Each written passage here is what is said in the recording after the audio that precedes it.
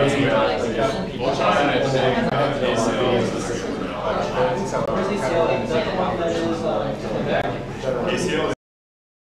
And it's on the right hand side.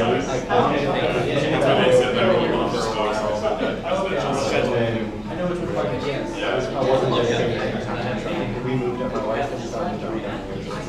So easily able to find it. Oh, good. So Yeah. how it works. But I ever since being like this, I was like, oh, sure, dedicated time for trying to understand. Yeah. Maybe not the right one. Well, Austin is a really place, you know. Sometimes you just have to find the right thing. So it's like a lot of times they can have a lot of opportunities that come in here. Because I mean, there's plenty of jobs. There's things like one that fits. So therefore, I'm also looking for regular jobs. I'm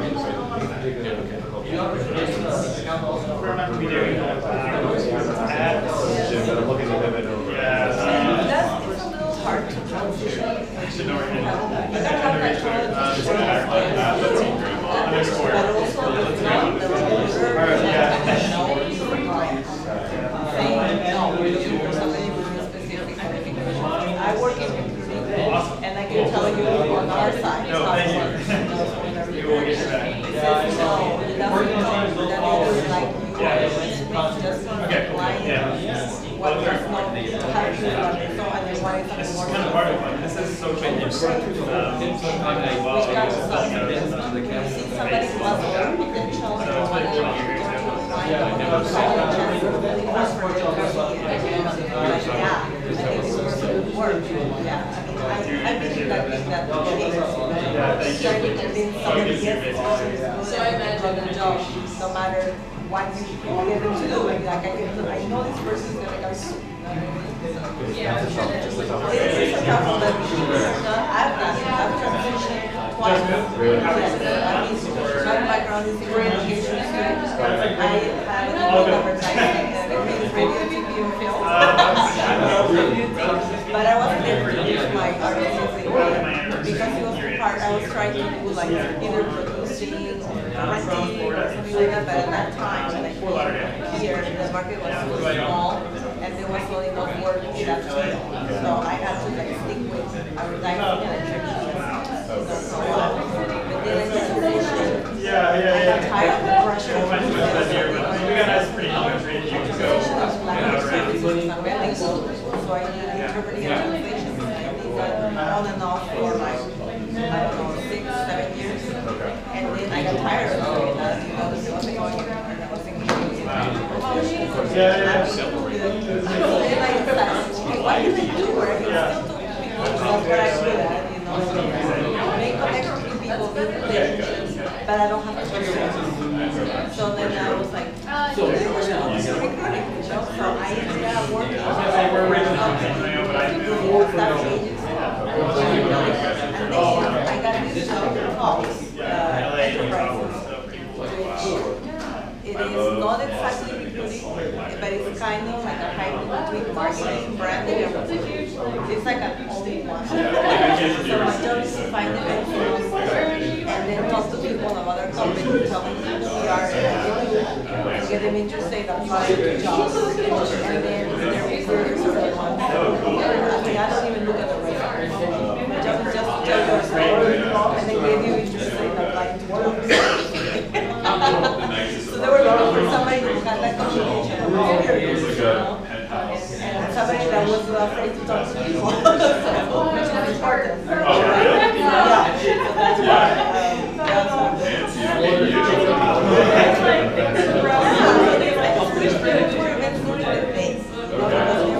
All the events are like evenings after work, so people are working, and it's kind of hard to find like mid-level to senior level. Just my I can find entry-level people also, like we're looking for software developers. But I need people who are more experienced, like more senior level or management, and that's why I try to go to these meetups all over town to find the volunteers that get Actually, if you're in television, you might have heard about cost. Because enterprises are also media. I have a friend who works there. He has a friend who works there. Okay, yeah, they're huge. They have Everyone, 60 seconds to wrap up your conversation. enterprises Get ready to have go. like television. Okay, so it sounded familiar. One is called Media Group. They used to own the Statesman, actually. Okay. Yeah, and I used to work for them a long time. Then they have Comm Communication, which is like the cable providers, and they have Home Security, and then Cox Automotive, this is a technology company here in Austin, who builds software for the automotive industry. Do you work like in the? I work in the You know Austin office. Rance Yorty? Huh? Rance Yorty? No, I don't. But I can give you my card if you know any developers looking for. That's what I'm teaching myself now. You are? Teaching Okay. myself JavaScript. Oh, you are? Okay, so we're looking for full stack and front-end developers. What experience level? All the times, but preferably mid-level to senior, but. Because the friend that works at Dallas, Yeah. he's now at SMU exam, so I think he finishes in in August. Yeah. And that's full stack. Okay. And I'm teaching myself, and I might do general. Our website is there, database. So if you go to the website, you'll see all the jobs that we have available at all the locations. And then you can apply to us. I mean, either you can apply in Dallas, or something in Dallas. We have like 41 jobs in Austin. Oh, really? So we need a lot of software developers. Yeah. So if you know somebody, please let me know. Yeah. How long have you been? I've been with them since January. Yeah, but I used to work for Cox Media Group, which is the All right, everyone. application a while back. Thank you for making time on Good a media sales. Tuesday after 5 o'clock to come to an event like this. I like to say that it takes a certain type of person to come to a LinkedIn event after hours, so you guys owe yourselves a big pat on the back. It takes a lot of dedication, so kudos to you guys. So the way this presentation is going to work is we'll kind of go over everyone's individual situation. I will say that since we have a group about this size, we'll kind of try to keep it on the shorter side. Then we'll go over a presentation on how to build a really strong LinkedIn profile. Just a general hold of hands. How many of you guys think that your LinkedIn profile is like mediocre? About less than How many of you guys think it's less than mediocre? How many of you guys think your LinkedIn profile is like above average, but you're looking for some tips and tweaks and things like that? Nice. Got about half the room there. So now that I know, I'll try to kind of cater to both. But we have tips that I think are a little bit uncommon, so most of you guys who are coming for advanced level knowledge will get it. You'll also get value out of this if you think your LinkedIn is less than average, so welcome everyone. Cool. Who am I? Just so you guys know that I'm not just some random guy off the street, I like to give you a little bit of context and show kind of my situation, and my situation as a job seeker in the past. So I graduated from college at Cornell Hotel School, which seems very unrelated to what I'm doing now. So I'll kind of speak to my role as a career transitioner. I ended up managing restaurants in New York City. Who else has worked in hospitality here or worked in a restaurant before? Nice, so you guys know where I'm coming from here. Very tough lifestyle. Was, let's say, working sometimes anywhere up to 80-hour shifts. And it was a lifestyle that I didn't particularly enjoy, although I loved connecting with people in customer service. So I'm hinting at kind of my career transition of what I wanted to take to the future. So I ended up quitting my job in 2015 to help other people find their dream job, and started my own resume service with my brother over here. Raise your hand. He has a mustache. And we essentially help job seekers to rewrite their resumes, LinkedIn profiles, and cover letters. And all this knowledge that I'm going to be sharing with you today is going to be coming from my experience with the resume service. So, do you guys get the Let's Eat Grandma joke, just out of curiosity? Okay, good. It really amuses some people sometimes. They feel like we're cannibals, but we're not cannibals because we include the comma. Yeah. So we are 4.5, coming up on 5 years old. We have 1,000 plus happy clients and counting. And we've helped clients in all different industries get jobs. So don't feel like I'm going to single out any sort of specific industry like tech, like this should apply towards everyone. I like to say that we have the best customer service in the industry, and this is where my career transition of hospitality comes into play of my business. So just because you're in one field and doing one particular thing doesn't mean that you can make the transition later on successfully, even if it seems unrelated. So, okay, this is what I'm really excited to talk to you guys about. So you guys are all going to be famous at the end of this session here, and that's because we're going to do a live recording session of the Career Warrior podcast. And this is my baby. This is essentially what I work on to help other people in their job searches. So the way this is going to work is I'll give this presentation, and we're going to record you guys asking questions. Don't worry, your faces aren't going to be displayed or anything else like that, but your voice will be kind of faintly heard in the background. And we're going to do an episode on commonly asked questions for LinkedIn profiles. Are you guys game for that? Cool, awesome. So if everyone could go ahead, I'm not making you guys down subscribe or anything. I'm not making you subscribe right now. Get open your favorite app here, and it's Spotify, Apple, whatever it is, and make sure you do subscribe so you can hear your voices and hear this presentation later on. So, Chris, you can find on Spotify, Apple Podcasts, Google Podcasts, kind of mostly wherever you listen. You search Career Warrior. We have a lot of really good content, not just on LinkedIn, but it's going to help you out a lot.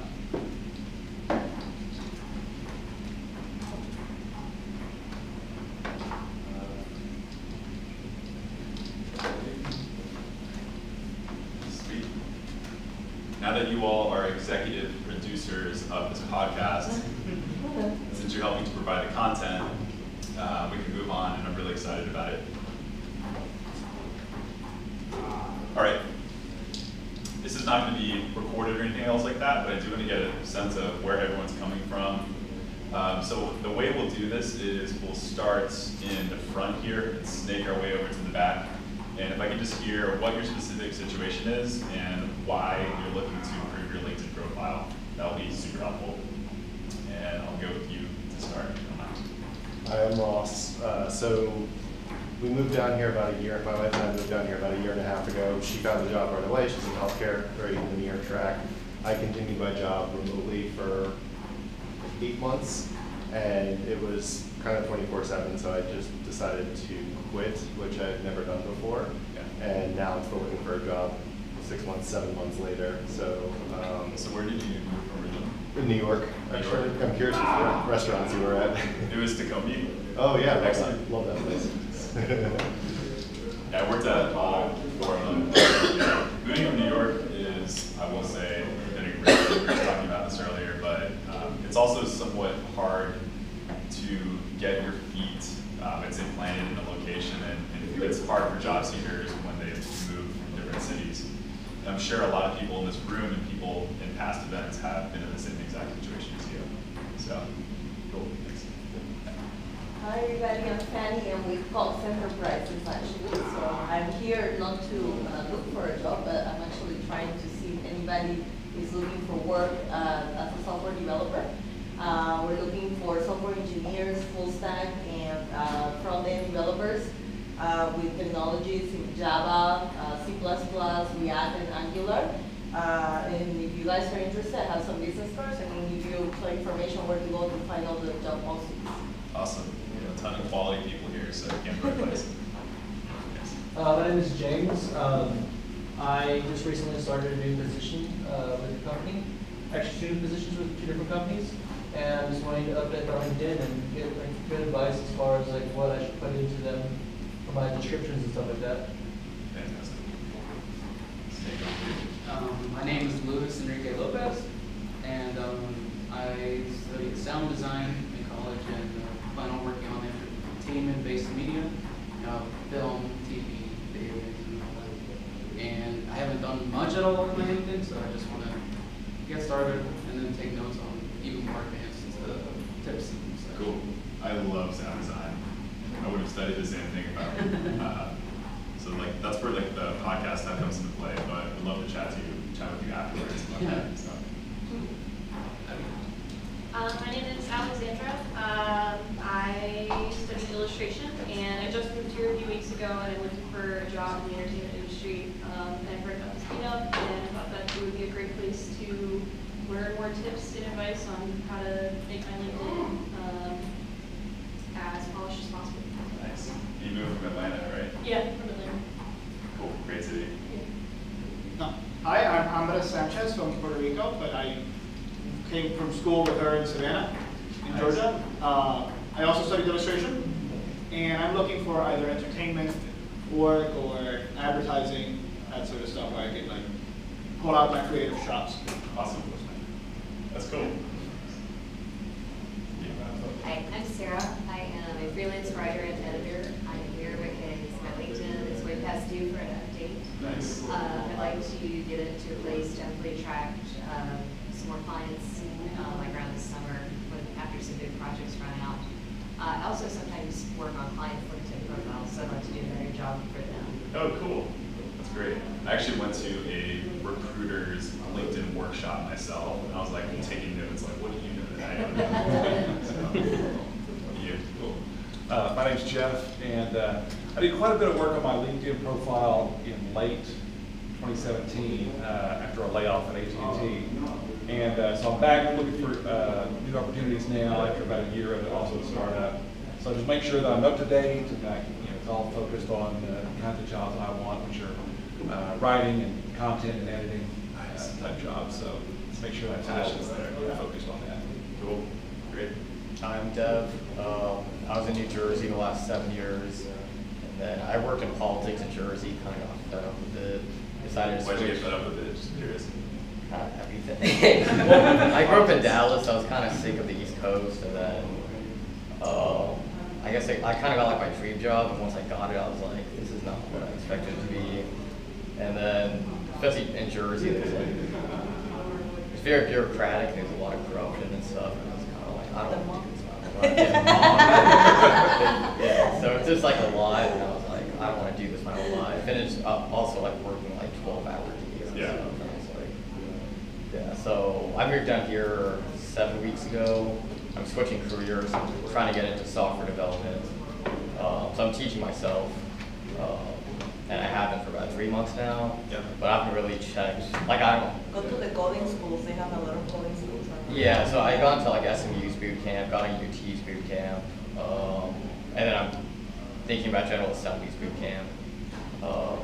Yeah, but I haven't really looked at my LinkedIn like since. I guess I need help like knowing what to change exactly to target like a new audience. So that's why I'm here. Great. Awesome. Thanks for sharing.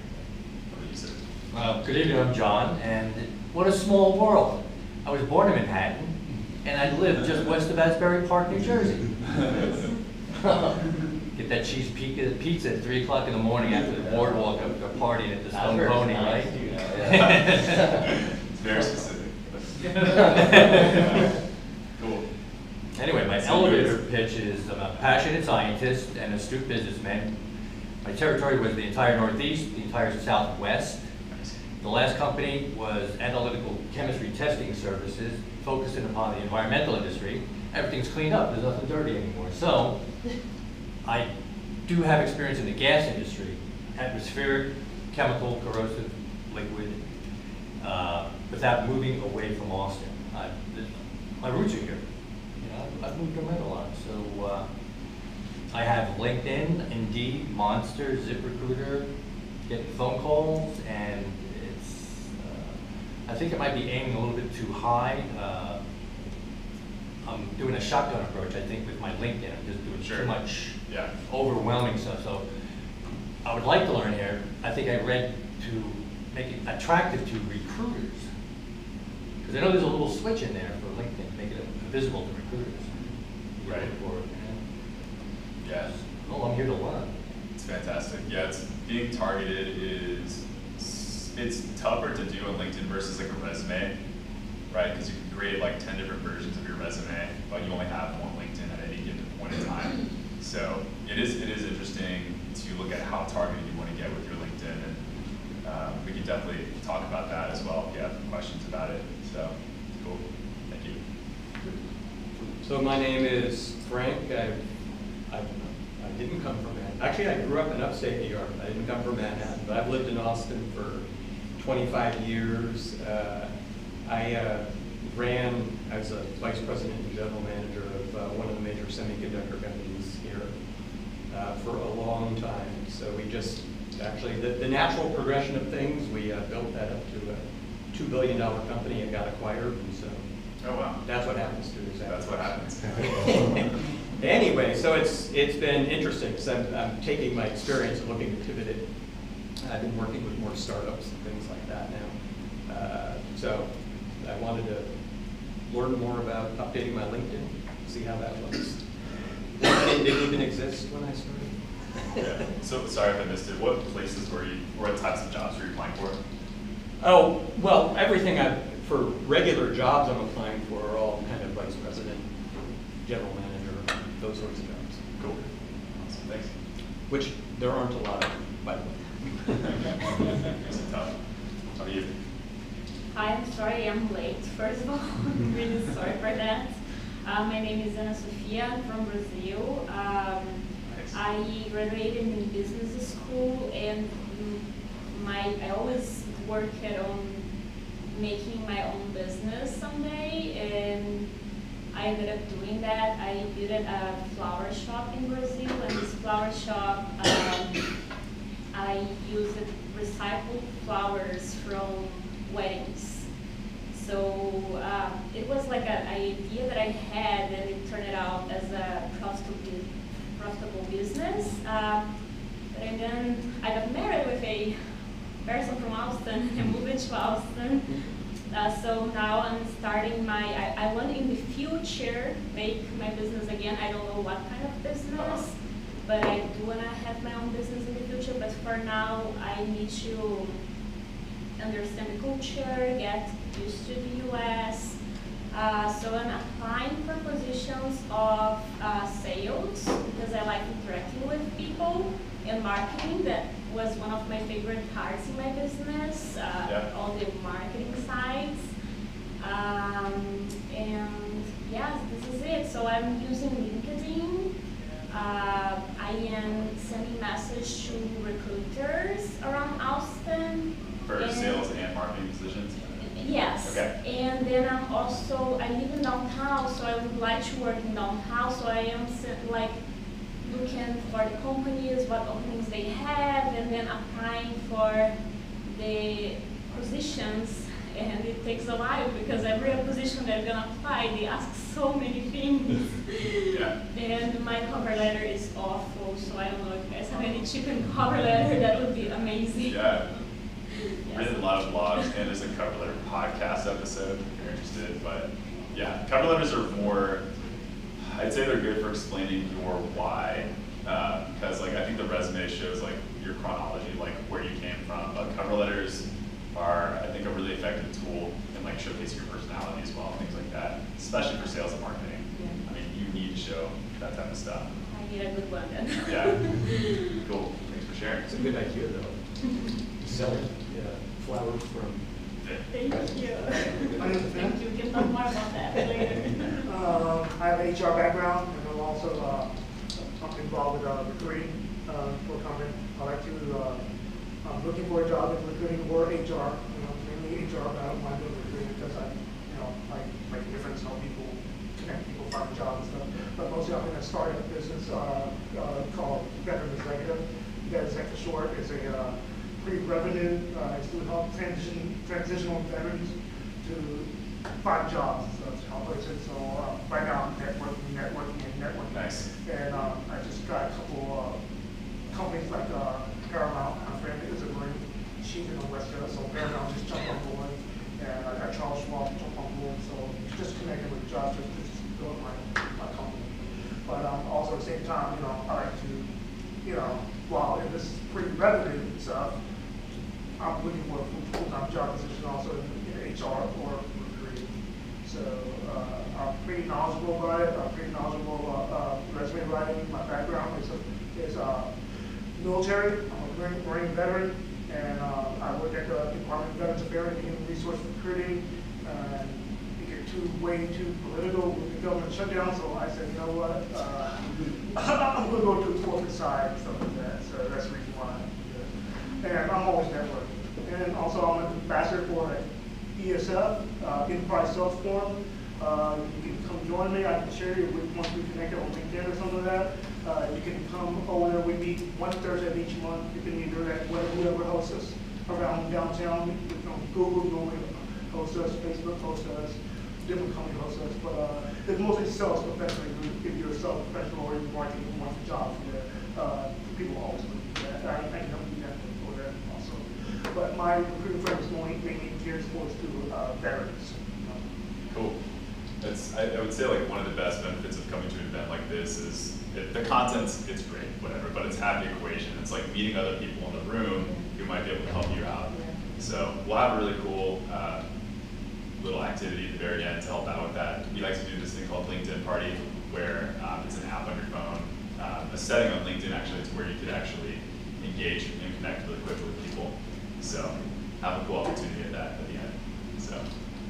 Just to introduce myself real quick, I am Chris's brother and co-founder, Matt. He introduced me earlier, I'm the guy with the mustache. Also studied business and hospitality with Chris at the same school in upstate New York, where I have a restaurant background. So right after, I also manage restaurants as well. While like Chris, I had a coming to and realized that my passions and my interests were better laid elsewhere. And so starting this with him has been a pretty awesome ride so far, and it's been really fulfilling as well. So I'm glad I got to meet you all. I actually got to run out of here in a second, so I'll see you all after over. Okay, cool. Thanks, Matt. I'm Eve. I recently moved to Austin from Los Angeles. I have a background in events and digital marketing.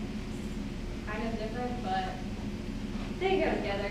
And I most recently was working at an agency in LA and decided that agency life really was not what I wanted to be doing. So looking to either go in-house somewhere in marketing or transition back to events. Yeah, I really like working with people, so just trying to get my LinkedIn up to snuff, so I can get a job. Super cool. Jobs are important. Thank you. I'm Chelsea. Just moved here from Salt Lake, Utah. There took an idea for a pumpkin festival and turned it into a national brand. Wanted out of the events life and working the 80 to 100-hour weeks wasn't for me. So took the last few months off and looking for product management. Would love to do tech, but realized that it's, I don't know, I have a lot of product management experience, but not necessarily in tech, or even just like consumer products too. But yeah, we'll see. Awesome. I saw that they have a opening for that at Newton Company. Oh, you know Newton Company? Yeah, yeah. So now they're making them online of products, and I have a friend working for them, and her job is amazing. Yeah. Just always getting facials for free. It's all about the perks. Fantastic, guys. So usually we have everyone skewed towards one industry or one position title, but it seems like we're pretty diverse in terms of where people are applying. I think that's a good thing because we try not to get too specific, and feel free to ask questions at any point. Make it specific to your situation, that's totally fine, but also try to see if you can make it applicable to other people. But I would love to hear your questions and make this presentation as engaging and interactive as possible. So, cool. So what we're going to be going over today is how is the LinkedIn profile different from your resume? I think a lot of you guys know how a resume works. You know it's like a piece of paper with just basically your experience laid out in a certain way. I think a lot of people get tripped up on LinkedIn because it is relatively new in terms of the job application. It's also quickly evolving, so it's really important to kind of stay on top of trends as well as know. So there's this whole other principle of search engine optimization and how your LinkedIn profile gets picked up in searches. So things like that I think people get tripped up on. I'll try to cover all of these things during the presentation, but really the key thing I'm going to be focusing on is how is a LinkedIn profile different than a resume. The answer, in a nutshell, is fuller and more human. All right, that's it. We can all go home now. No, seriously, fuller and more human. This is the key point I want to drive home, because LinkedIn profiles, I think, have a special opportunity to put more information and capture more interest from recruiters rather than just a resume.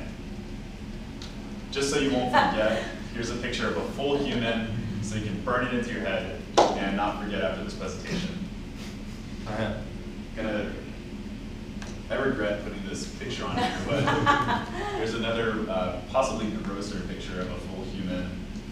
Does anyone know who this guy is, by the way? I think I just Googled like steroids and just put it like there. But I think he's not John Cena. He looks like some sort of wrestler guy. But anyway. What was that? Kurt Angle. Really? The Olympic wrestler for the USA team. Wow, if you knew that off the top of your head, that's amazing. No, I didn't. I'll look that up. If anyone feels free to Google it, but yeah. Basically, the whole point is this is your resume on steroids, and that's why I put this guy up here. Okay? So, the 5 different ways that your LinkedIn is fuller and more human. Summary statements.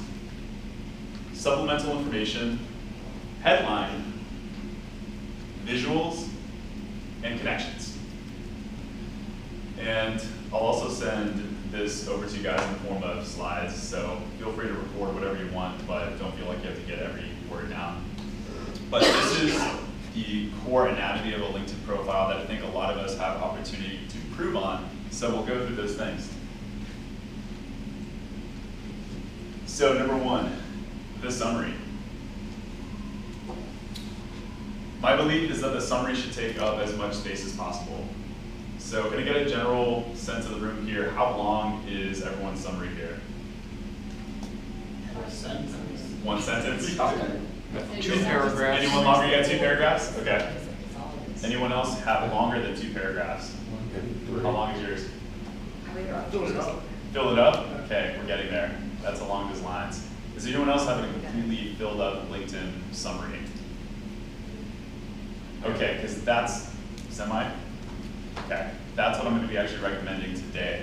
Because my belief is you should try and fill up as many of those characters as possible. And LinkedIn actually gives you 2,000 characters to fill up. Try using all of them. Because each one of those is actually an opportunity to capture certain keyword searches for recruiters or hiring decision makers. And I know what a lot of you are thinking, like the summary with a full 4 paragraphs or whatever is too much, or it's too much work. I will venture to say that it's okay, because if you did that on a resume, someone is throwing your resume in the trash. It's too much information. But the thing about your summary is it's expandable. So you have 1 or 2 sentences visible to recruiters, and then you have the option to open it up or close it based on interest levels. So we'll go into more reasons why I think your summary should be elaborated on, but I also want to make a quick point that I believe that summaries should be written in first person. Now, this is a very subjective thing. Some people like to write in third person, but I think first person summaries make things very personal, and I think your LinkedIn profile is a lot more personal than a resume. So that's what I recommend, and I'll show you guys some examples of clients that I've worked on in the past and how it's worked for them. Also another show of hands, who has a first person LinkedIn summary? The minority, but we still have a few people. Nice, very good. So, let's see.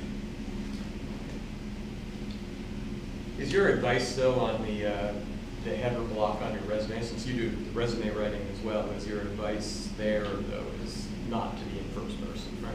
So, that's a good question. I don't typically recommend writing in first person on resumes.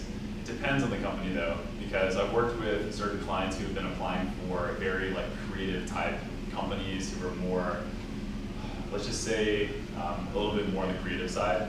So in that sense, I might recommend showcasing your personality a little bit more, which is what writing in first person does. But for the most part, I almost always recommend using resume speak, which is omitting pronouns altogether and writing in third person. Great question. That was the advice I had gotten, third person, and like almost unreadable because there's no pronouns. Yeah, because you have to be short with a resume. You only Yeah. have like one page to showcase what you've done in your entire career, or 2 pages maybe. And so every word counts. LinkedIn doesn't matter. So, you had a question? Yeah, so I'm building my personal site, my personal Me too. website. Fantastic. Yes, it's like, it's the first site I'm like actually building. It's a lot harder than I thought it would be. But, so I just wrote like my bio. Are there differences between like personal site bio and a summary for LinkedIn? So it's a good question because personal sites are, I think, a little bit more room for creativity there because it's your site, you can do whatever you want. I think LinkedIn has some standards and things like that, but I'll just speak from like, I'm writing my personal site bio in first person just because I'm trying to make it more personal. Okay. But yeah, good question. So,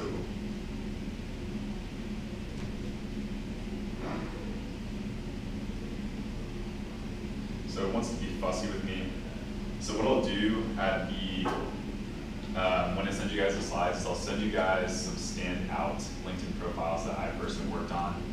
These clients are okay with me sharing, and it's public anyway. So what you guys can do is look over these elements and possibly model your own LinkedIn profiles after them. But this is what's worked for them. And I'll share with you my LinkedIn profile because all of you guys are going to be connected with me by the end of this. So cool. Sorry, this link's not working here.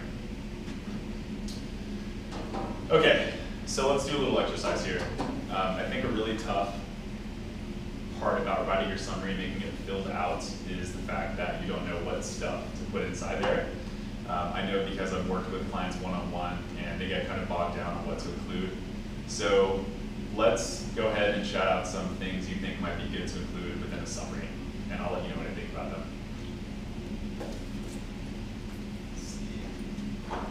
Somebody go and shout. Show more personality on my side, on the summary. Okay, personality? Yeah, my personality wise, Yeah. that way it attracts the recruiters. Yes, and I'll delve into an example of how you can show personality. That's a good one. Anyone else? It's also, it's almost like a product tagline, right? So you're trying to do something that grabs, you know, big splashy words that are accurate, but Yeah. dynamic business leader, Yeah. entrepreneur with a vision, things like that. And so you're actually making me think also of the headline, which is another good opportunity to show that. But what I like to think of the summary is exactly showing those specific things, but elaborating on that headline a little bit more. So product tagline, I really like that. Like an elevator pitch? It is an elevator pitch, I believe. Yeah, depending on what you're trying to accomplish. Right. Okay. Shout out more things, guys. This is great. What else? What else? General accomplishments. Accomplishments. That's actually one I use a lot.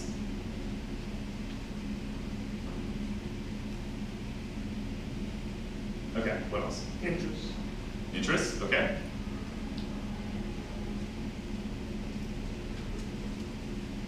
For accomplishments, would you say like personally and professionally, or just keep it like professional? Like, Good question. It depends on what you're, so it depends on what you're using the LinkedIn for. In 99% of the cases of people I've worked with, they use it for professional, so they're trying to appeal to recruiters. If you're trying to appeal to recruiters or clients, I would keep it professional. Although, personal accomplishments, I'm sure there are a lot of cool routes we can go with that. But, yeah. So, cool. Anything else? Keywords. Keywords, that's a good overarching theme of the summary. Yes, exactly.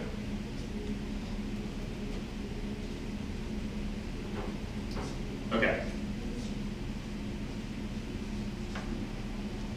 So these were y'all's ideas, which are fantastic. So what I'll do is I will amend them to something that's, I think, actionable for all of you guys today. This is the sort of template that I use for writing a really solid summary. And what you would do is kind of take it and amend it to your specific situation.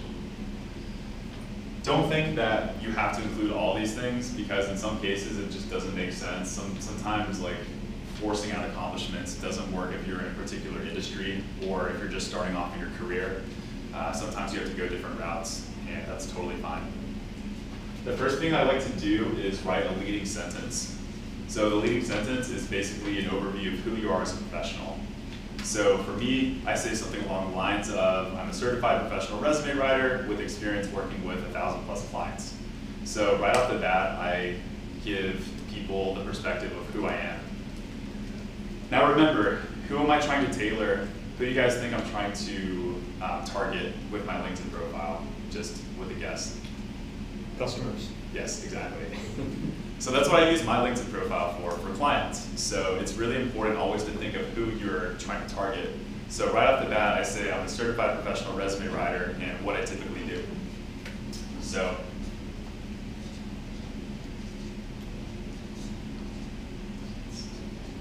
why is your leading sentence incredibly important and possibly the most important part of your summary? Just in case they don't read the rest? Yes, exactly.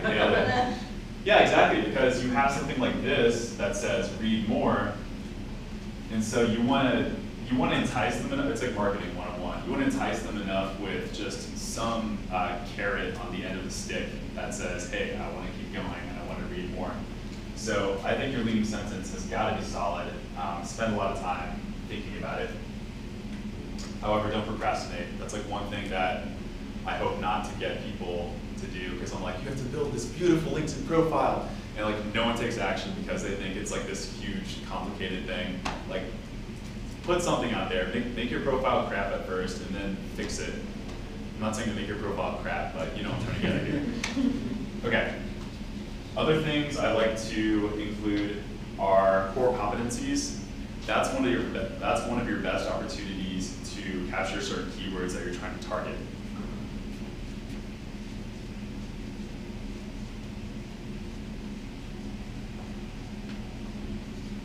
Okay. What are some examples of core competencies? Skills. They can be skills, yeah. I like to go a little bit more broad level, so I wouldn't say something like JavaScript or something. I might go more broad level, so saying something along the lines of like programming languages or things like that. Cool. What else? What's another example? Planning. Yes. Yeah, product management. Yes, product management. And those are all keywords that somebody can use for keyword search for recruiters. Cool. One more core competency. Knowing other languages? You can say, yeah, something along the lines of like international business acumen or something like that. I've used that one before. So, yeah.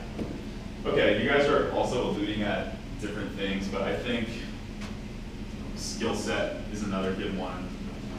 So sometimes with clients, I will literally say like, this is my skill set, and it's literally just a list of keywords, and I'll start hitting all of them. Because like I said, you have 2,000 characters to fill. What's the problem with including more? Accomplishments, somebody already said it.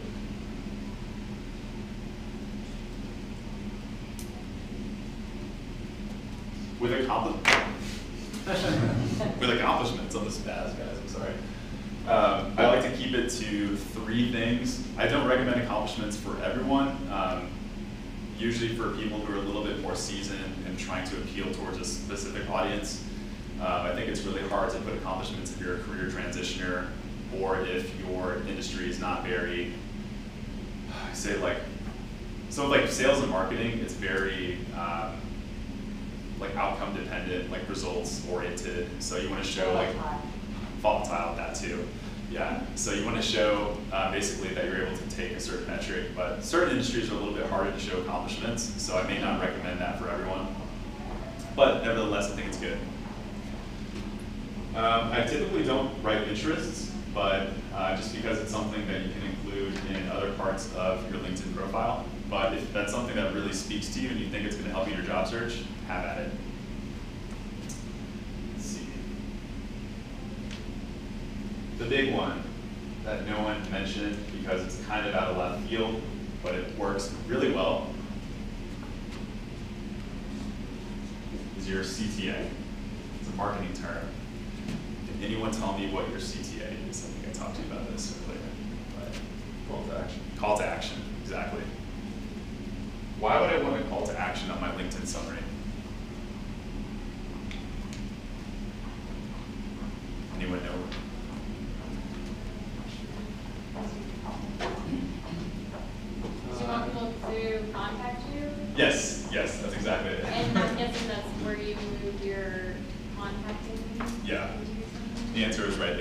Exactly. Nailed it. So that's a really good point though, because think about it, somebody took the chance to read all the way to the very end of your LinkedIn summary. Don't you think that they might be interested in you as a job candidate or as somebody to hire so they can be a client of yours? I recommend this wholeheartedly because a lot of the times, and this is if you feel comfortable including your email address. If you don't feel comfortable, you feel like you're going to get spammed by random recruiters you don't really care about, create another email address on Gmail and put it on your LinkedIn and check it. But I really recommend it because sometimes it's not easy to get in contact with you if you have a certain amount of in-mail credits. So I think LinkedIn limits it to 5 messages and in-mail to reach out. If you include something like your email address, then you have a great opportunity for people to connect with you. So something I might say at the very bottom of my LinkedIn summary is if you're interested in connecting for a job opportunity, to being a little more transparent, then please contact me at villanueva.chris@gmail.com. So, highly recommend it, and this is something that's personally gotten me clients before in the past. So like that one line, it made me like $1,000 one month, like it was crazy. Not saying it always works, but I think it's a good opportunity for you guys. Cool.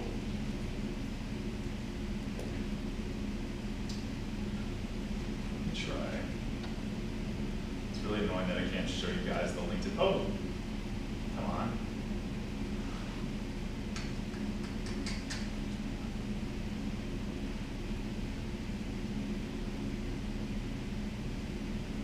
So I have the profile here, but it won't let me broadcast it to the world. So I guess it's annoying.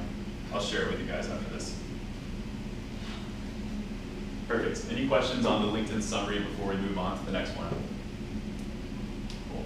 This is the one that I think gets people most bogged down because it's the most stuff you have to write, but after that it's a lot easier, I would say. All right.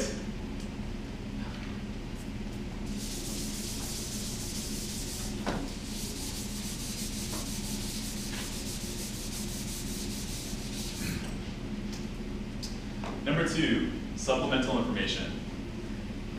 And this is huge. So the thing I like to say is that there's a lot more tolerance to include more on LinkedIn. So we're trying to be fuller, more human, right? Rather than your resume. How long would your guys' resume be if you included every single interest, every single influencer, and every single piece of content that you've ever had? Mine would be like 10 pages long because I have so much to talk about. With your LinkedIn profile, it's more engaging, and with personal websites as well, it's also more engaging. So I recommend filling that sucker out because every single thing that you add to your LinkedIn profile is an opportunity for people to establish a commonality with you. So say I'm part of the same exact organization as Vin. So we were part of, I don't know, I'll make up something, the United Rugby Players Club from 2015. We played rugby, right? Yeah. Be good at that. From 2015 to 2016. So instantly, if I'm a recruiter trying to connect with you, I can see that commonality, and that's instantly a talking point. It also makes you more searchable and I think more attractive as a candidate to have these things. Now, I'm not saying being a rugby player is going to be your one-way ticket to the job search or one specific thing, but what I do recommend is filling that sucker out as much as possible with every possible, I'd say, interest, volunteer activity, or organization to connect with other people. So, these are all different things you can include within your LinkedIn profile to fill it out. Certifications, organizations that you're a part of, volunteer experience, which I think is huge. A really, really big one that I think is underutilized more than anything else are your posts and publications, because no one likes to do them. But I think expressing your own knowledge in the form of a post can be one of the best things you can do to make yourself visible in the eyes of other people. I try to post some, okay, once again, take it with a grain of salt. If you don't like posting stuff, if you hate it, don't do it. But it works for me, and I like to post something twice or 3 times a week, just because that's what helps with my business. So I recommend everyone trying it, like trying to post something, try it once. What was that? I was just saying I like to engage and just to put myself out there. Yeah. And brand myself, and people share the same common ground. That's what I was always taught. So. Yeah, and you're not just you are posting, but you're also commenting on other people's stuff as well. And I click like, you know, so I can just go back to it and read. Yeah. And my network will see what I like and they like, okay, or whatever I comment on, they'll see my activities. Yeah. So we have a career coach partner of mine named Jordan. He has 9,000 LinkedIn connections. I think that's too much for me personally, but it works for him because he's trying to be an influencer within the space. But he said he was able to get up to 9,000 connections on LinkedIn because he was actively engaged with other people's posts, like religiously. So that's something that I need to get better at as well, just commenting, liking stuff. So, okay. Interests are also another really good one. Yeah, go ahead. Question? This is something interesting, like should you accept everyone that invites you should be I always get that question. It's a great question. I've been a lot more discerning of the people who I accept on LinkedIn because I get spammed a lot. But for instance, I've met all of you guys, I've seen you guys in person, so I'm a lot more likely, I'm gonna accept you guys like instantly. And it makes sense because we've established a connection. I would say if you see somebody with an ulterior motive, like they're trying to sell you something that you're genuinely not interested in, I tend to reject those people. But also be careful because just the general sense of privacy is always good. Like I remember where it was never a problem with LinkedIn. It was always Facebook that I was worried about, but now LinkedIn's getting more popular and people are calling, it's just getting crazy. So do be careful. And then when you accept them, they instantly like try to sell you something. It's crazy, like the heart of the second you do it. So. I was talking that if they want to engage with me or someone send a request, make sure you send a little note, you know, to add a little note. Yes. Just to say, hey, I am tell you a quick little background, a little elevator pitch, and then I just want to open up my network. That's what I think. Fantastic, yeah. So what he said, everyone, I think it's incredibly important. Just make sure you write a really good note and be as specific as possible. Don't, I actually learned this from the LinkedIn workshop. They said the same thing. Don't ever connect with somebody without a note, especially if you don't know them very well. I'll do it today in this room because I know all of you guys, obviously. But especially if you don't know somebody, you're trying to reach out for something, it's good to send a note. So are you experienced with sending out LinkedIn messages to other people with notes? People have sent stuff to me. Yeah, what do you think about the people? So because I was trying to like get in like in my company, Yeah. we can use in-house recruiters, but they also use companies that help us do the IT staffing, you know, Yeah. the technical staffing. They're always trying to get in, and I have nothing to do with that, you know, but it's still trying to connect and see how I can get them in so they can be one of our providers, you know. So, Are there certain notes that stand out to you specifically that would make you want to connect with them? well, I know they're trying to get in and they're trying to sell their services. So obviously, I mean, I be like, thanks, but I don't do Yeah. that. So, you know, I send them to the website. I say, you want to be a provider, go to the website and apply. Yeah. You know? That's all you can do. I can't help you. I mean, Exactly. yeah, and I reject them. I don't accept them. Same. So, cool. Skills and endorsements is another one. I think endorsements was, I heard a recruiter call it a fail. Like LinkedIn tried to do that thing to where like a certain amount of people endorse you for a certain skill, but I don't think it turned out as well as they thought it would. You can actually turn off that setting on your LinkedIn profile and add only a certain amount of skills that you want. And this is one of the reasons why you'll have people, you'll get LinkedIn pushing a bunch of irrelevant job postings for you. It's because you have your skills and endorsements set to a certain industry. For example, I came from hospitality, so I had a crap ton of I put like bartending, I put like restaurant management and all that stuff. So I had LinkedIn pushing me a lot of restaurant manager positions. I'm like, no, it's exactly the position I'm trying to get away from. So pay close attention to your skills and endorsements, and pay close attention to your connections also on LinkedIn, because that's also part of the algorithm. And make it as geared as possible for the position you're applying for. Can't emphasize that enough. So for you, it's events planning. For you, it's marketing and sales. But try to get more specific than that. Like try to find actual things that people are searching for as much as possible.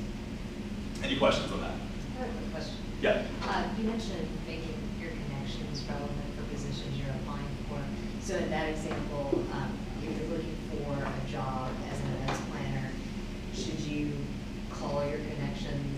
you in a different field a long time ago, and, you know, a lot of Defriend them? photos. That's a good question. So I'm not a fan of, I am slow to defriend people just because I'm a hoarder, I'm a friend hoarder, no, I'm just kidding. I think that the relationships I've established with other people can still benefit me and I can still benefit them as well.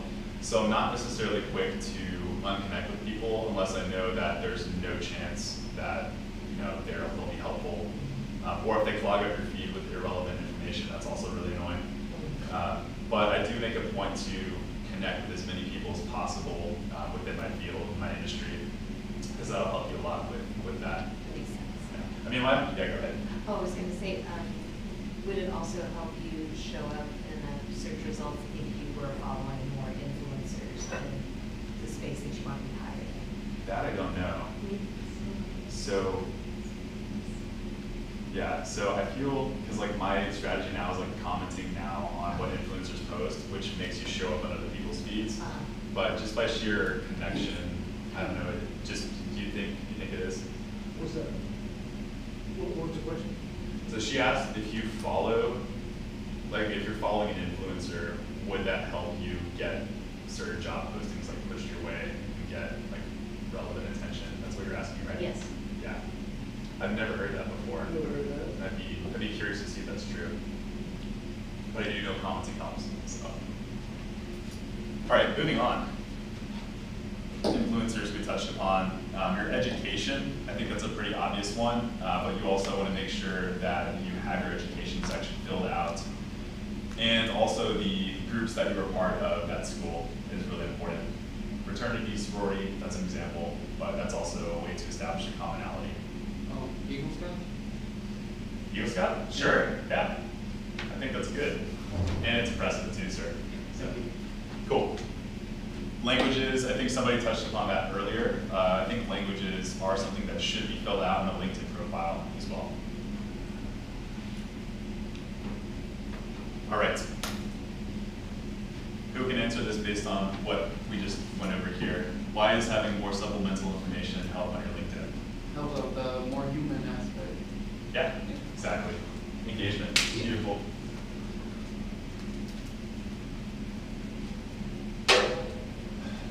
I always get this FAQ on job descriptions, so it is okay to copy and paste from your resume. Don't think it's the worst thing in the world. In fact, I think when they're bullet points, I think it is easier to read. However, think about the places where you're applying for. So with a resume, say you're applying for 2 different positions, a sales representative position and a sales manager position. You're gonna have 2 different resumes, but when it's LinkedIn, you only have one LinkedIn profile, right? So what I recommend is going broader in that case if you are applying for more than one type of position, and you may have to cut out certain bullet points that are very specific towards one. You guys catch my drift here? So try to make sure that you're tailoring it towards all the jobs you're applying for. Okay, any other questions? I'm still working on that, description on my LinkedIn. Yeah. I mean, because I'm limited, so I'll take it out, I forget to put it back in, I'll forget to put the other stuff in. I don't know, maybe I can. They're tough, and I'm even updating I just updated my description today. I'm always tweaking it every day. Yeah. I'm always doing something every day. I would venture to say that the average professional updates their LinkedIn not enough, like, at all. Okay. I think you should update your LinkedIn profile. Even if you're happily employed, you should try to update your LinkedIn profile at least once a quarter. There's not a day that I'm not on LinkedIn. Right. It's impressive. So, guys, I have also like, I know you guys are thinking that I'm like this social media junkie by now. Like, I love LinkedIn and commenting on people's Facebooks. It's actually not the case. Social media stresses me out because it's annoying to like read through everyone's accomplishments, and we're always comparing ourselves to others. And so-and-so just got married, so-and-so just got this amazing job, and we're happy for them, but with social media it becomes too much. So my approach is to be a little bit more systematic. So I actually post on LinkedIn using Hootsuite. So we'll just have like one day a week for like an hour or 2 where I'll like schedule posts and things like that. If I'm going in commenting on people's things, I'll set an actual timer on my phone. So I try not to stay on LinkedIn too long. Social media is a beautiful thing, but it also can be detrimental to our health. So Everything in moderation. everything in moderation, exactly. And it's tough with LinkedIn because there are people who are scheduling, like, it's their one job to make sure you stay on their platform as much as possible. So they're trying to get you addicted. It's a thing. It's real. So, okay. The headline. Probably one of the hardest to understand concepts of LinkedIn, but I'll break it down for you guys. Most people have their headlines as the current position that they're working at. Now, I know you guys are job seekers, but who still has, in some way, shape, or form, the current position that they're at or current situation? Okay. The reason why is because I did have multiples. It's okay, yeah. I did have multiple, but it defaulted back, and so I didn't change it, you know. LinkedIn does it automatically. Yeah, I know. Want it to be your position. And that's the reason why I did that, so I hadn't gone back to change it yet, you know. Yeah. I wish that it doesn't default to like, just to make it that one position. Did that with me like 2 or 3 times this year, so, yeah. Yeah, so, you know what I mean, right? Yeah. Yeah. I actually recommend, you were gonna say something? Yeah, well, I just opened LinkedIn to like look at my profile to see it, and it's like, you should update your headline to your current job description. Yeah. I'm always like, no. They know from my friend Dan said, he works Reddit for, he just quit, but he's going to another company now, but he works for LinkedIn for all, he's an Army veteran, and he's the one that advised me on doing all this right here, so. Yeah? Yeah, so. What does Dan Savage say? He's saying do multiple, also what you're aspiring, what you want to be. Yes. You know?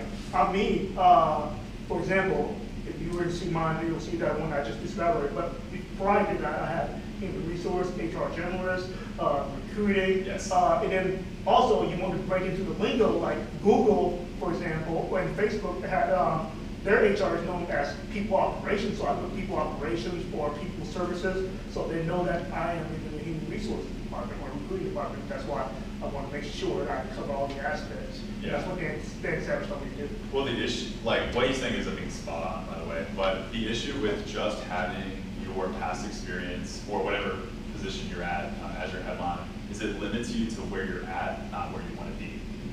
I know a lot of us are transitioning to a different type of position, or we may be in a position where, like for me, imagine if I was like restaurant manager at Tacoma, New York City, and I'm trying to transition to building my own client base and helping job seekers, like that doesn't serve me like at all.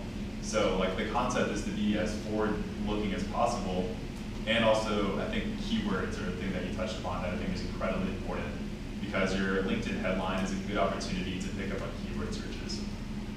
So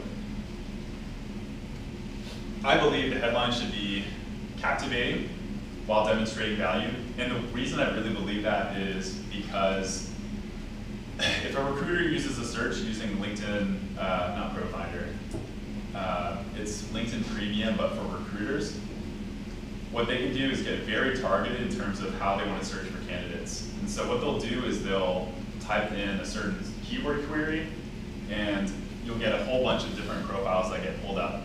The only things that you will see as a recruiter are the candidate's picture, if they've made it public, or that headline.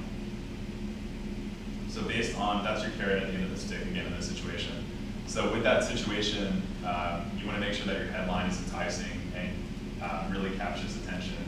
And you want to make sure that your picture looks good and you're not drinking from like a keg on a boat or something like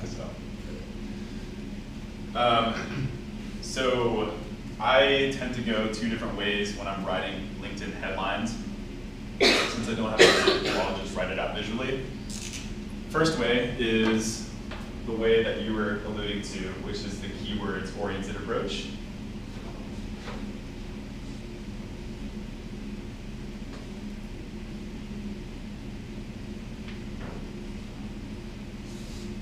And then the second is the value statement approach. This is more like marketing style, but this is actually what I use now. Okay. In that case with Dan Savage, what were the examples that you used? He was just telling me to put keywords in human resource, HR generalist, people operations. Because once recruiters, do that, it'll tag those words for them, and then it'll populate, then you'll be bumped up to the top of the list. Boom. So what was, I like HR generalist, that's good. It's very specific. What else? And for the tech world, people services, people operations, because that's their human resources. Yes. If you were to look on job boards and stuff like that, or a job announcement, you'll see the titles are a lot different, and they all recommend you to go look what they have on Indeed, where the titles, because the titles can be mean the same thing. Yeah. Yeah. So. Like my job is talent acquisition, which Yeah, is the same I'm talent acquisition. So, yeah. It's like HR, but a little different. Yes. Yeah, exactly. Talent acquisition can easily be one as well. Yeah. And we're spitballing here. I'm a fan of word clouds, so sometimes I come up with a word cloud of everything, and I'll pick like the best ones that come out. That's essentially what this is, guys, is you're picking certain keywords that you think are gonna grab people's attention, so you can go for core competencies or places you're applying for. I had this as my headline for almost 2 years until I changed it towards a value statement. But I recommend it, and what I like to do between the keywords is put a little spacer. This is like my favorite thing on the keyboard here, but it's just that divider that goes straight up and down. Recommend it. Unless this really works, I'd say don't go overboard with the number that you put. So I recommend 3, 4 tops, because I think it just gets a little bit overwhelming when you have like 10 different ones. So the value statement is a little bit of a different approach, and this is more prosaic. This is more first person, because you're trying to showcase some personality. So for an example, what I did was, let's see if I memorized my own headline. I don't know if I did. It's like helping 1,000 plus job seekers. I don't remember what it is word for word, but we'll spitball. Develop resumes. So a little bit more, this is like the value I have to offer. This is my current brand statement. It's better than that, guys, don't worry. But it's something along those lines. And you know instantly this is like exactly who I am as a person and how I can help you. So which one works for you depends on what you can come up with creatively. But I'd say the easier one, the one that you're not going to mess up on, is the keywords-oriented one. So, cool. How many of you guys think like the keywords-oriented one is the approach that you would take, just out of curiosity? About half the room. How many of you guys think that value statement? Nice. Good mix here, Chris. Awesome. Any questions so far? This is pretty easy to understand for now. Awesome. Thanks. Once again, we'll send you guys some example profiles that I think do this really well. None of my clients so far have changed my work, so I'm like waiting for one day. Like I'm just use them as an example, and it's like nothing I was teaching you guys. So, but no, they'll be good examples for you guys to look at for your own selves. Yeah, go ahead. Is there a way to test? You can have one version that's the value statement and one that's keywords, like sort of A/B test. A/B test? Yeah. I've heard of people having 2 different LinkedIn profiles, believe it or not. I don't recommend that, but that would be one way to do it. Yeah. Okay, cool. Take care. Keep this. I guess you could have it one way for a while and switch it and see. And you have to keep the control like the same. You have to keep everything the same, and then like the only thing you change is LinkedIn. But you still have like seasonality, which make it hard. But I think it's possible. I mean, the second account's also good for searching yourself to see how easy you come up. Yes, yeah, that's another good way to look at it. Yeah. You can be picked up on Google for searches if you set yourself to public. So we'll keep things moving just for the sake of time. I'll make sure y'all can connect with each other after this. Okay. Few things, like this is a quick checklist to make sure that you've done those in your LinkedIn profiles. I think probably about half of you guys have done so. If you're comfortable with it, I do recommend making sure your profile is set to public, which will help with your job search and get more noticed. If you don't feel comfortable, you can just set it to connections like set certain information to connections you have and then aggressively connect with people. But I think the easiest way to get noticed is just to set it to public. That's what I've done. Don't forget to rename that URL. How many of you guys have your URL as your name and then a crap ton of letters and alphabets and stuff still? There's some work to be done. Try and change it. I'm sure you're not the first John Smith out there. I know there are other Crispy and Huevas, so feel free to add a keyword or add a credential at the very end, something that can differentiate who you are. I've heard of people who've added the in front of their name, like the John Smith. You're feeling really like cool. But don't forget to rename your URL because that stuff also helps. And last, this is a forgotten thing as well. Don't forget to update your industry where you're applying because this also helps with keyword searches. So I think mine defaulted to some random industry that I had no business being in, but I got switched to writing and editing because that's who I'm trying to appeal for. Go ahead. The industry choices are terrible. They suck. Yeah, I know. Yeah. So it's like it's hard to figure out. There's not a lot of general like business or even IT is like very specific IT, not tech. Like it's tough to decide on which one is like. It's not helpful, and I know because it's so annoying because when you click this drop down, there's like 25 different random things dropping. You have to like search through the one. I don't even know if you can type it in. Just best fit. Do your best, and maybe one day they'll make it better and more relevant. But that's what I would recommend. And this isn't everything because like all the other parts of the profile that I talked about is also going to help with your keyword searches. It's just one thing. Okay. Awesome. Any more preguntas, questions? I really like the engaged crowd. You guys are great. Sometimes we have people who they're just like, I'm just gonna watch you for a whole hour talking about something boring like LinkedIn. Awesome. Moving on. Visuals count. I think LinkedIn is very visual as are personal websites, but we can't discount the element that people are going to judge you based on the picture that you have. So make sure you have a really good picture. It's the annoying part of LinkedIn, but it can also be the fun part of LinkedIn is getting a really nice headshot.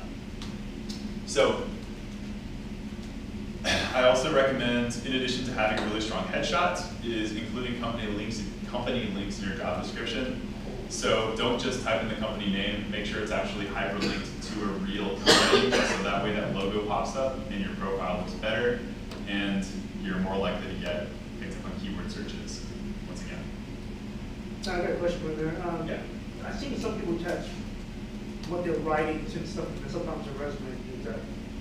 I think it's okay. It's okay? Yeah. I went kind of creative with mine. Like I attached my company website to that, and I also we did like a company like promo video, and I put that on an attachment for media. So you can get creative with it. I do recommend it. I put this on my business card. Yeah, QR code, nice. That's awesome. Yeah. Cool. I've been really working with the search engine optimization on my website, and it says that the more links you have to other sites, the better it is to be noticed on Google.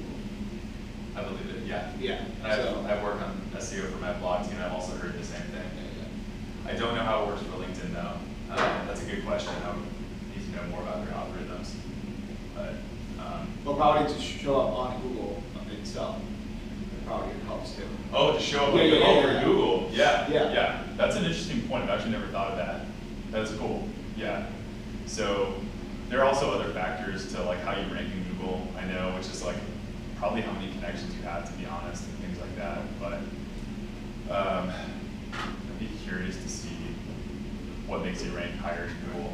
So that's a good point. Anything else? Okay, your cover photo though. How many of you guys have a cover photo? There we go. That's awesome. Cover photos are becoming more and more popular, and 2 years ago, if I asked the same question, I think maybe 5% of the room would have risen their hand. So what do you guys who raise your hand, what are you using as your cover photo? Mine is me giving a keynote speech at a conference. Okay. So it's one of those, I've seen different people do those sort of standing up, looking, you know what you're doing. Nice. That's cool. Yeah. Anyone else? What are you using as your art? Just do photography as a hobby. So I took from Blue Death Point over there. I took a picture of the skyline of the city. Oh, it's your picture? There's a background of the city downtown. Fantastic. I think Austin, that's my cover photo too, with my company logo there. So, yeah. That's what people see a lot when they look at the news or whatever. Yeah. Awesome. So if you don't have a cover photo picked out, some place that's really easy to go are, I think, cityscapes and landscapes, just because they're neutral in nature. They're not going to be too busy or too distracting. I think if you have a cover photo that's just distracting and it has a whole bunch of things in it, it detracts away from your headshot, which, as we know, should be that central point of focus in your LinkedIn profile. I use a website called Pexels. Love Pexels. Royalty-free pictures, and they're just the most beautiful pictures I've ever seen of everything. So pexels.com, you can find some really good artwork to include for your LinkedIn profile and other blog material, things like that. Cool.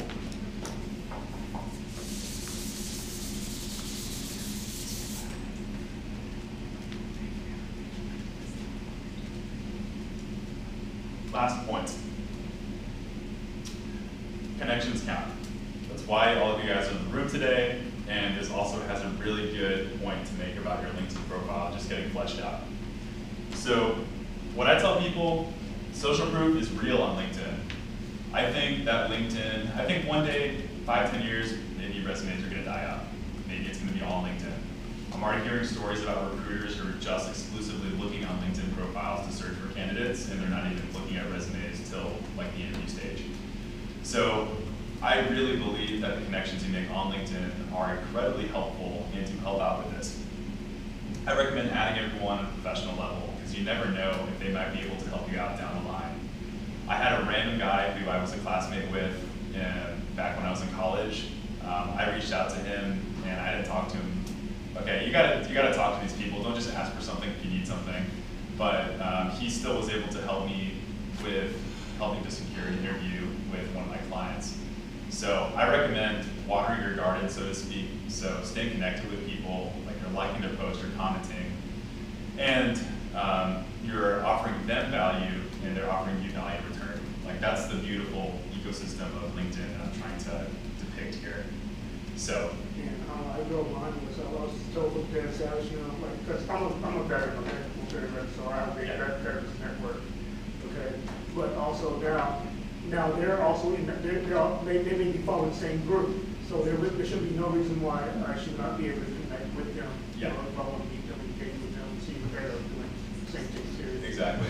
That's how it's a shared network thing, There's probably a lot of researchers out there that I share with a lot of veterans myself that they don't even know what's, oh wow, you just found me something good. Just like my friend James, he works at Google, I just told him about the LinkedIn Live, and say, oh wow, you didn't know that. And yeah, that's just very testing right now. So they're slowly rolling out, just like Facebook, they're gonna do it versus just like thumbs up thing, they're gonna have an emotion thing right there too, Right. Hey, the dislikes and the ha-has. Yeah. Cool. Good point. You're proving that point. Thank you. Last point I want to make are, this shouldn't say endorsements, it should say recommendations, because that's what I'm talking about. I believe that LinkedIn recommendations are the list of references of the future, and they're the list of references of the current. No longer am I saying things like, for a list of references available upon request, like that crap, I say get it out of your resume. I think it takes some space. What I do recommend is pointing people towards your recommendations and starting to build those recommendations. Do you need 25 recommendations or an insane amount? I'm not saying that. I think it takes a lot. Instead, I would much rather you have 4 or 5 really strong recommendations than 20 random ones from people you've never really connected with.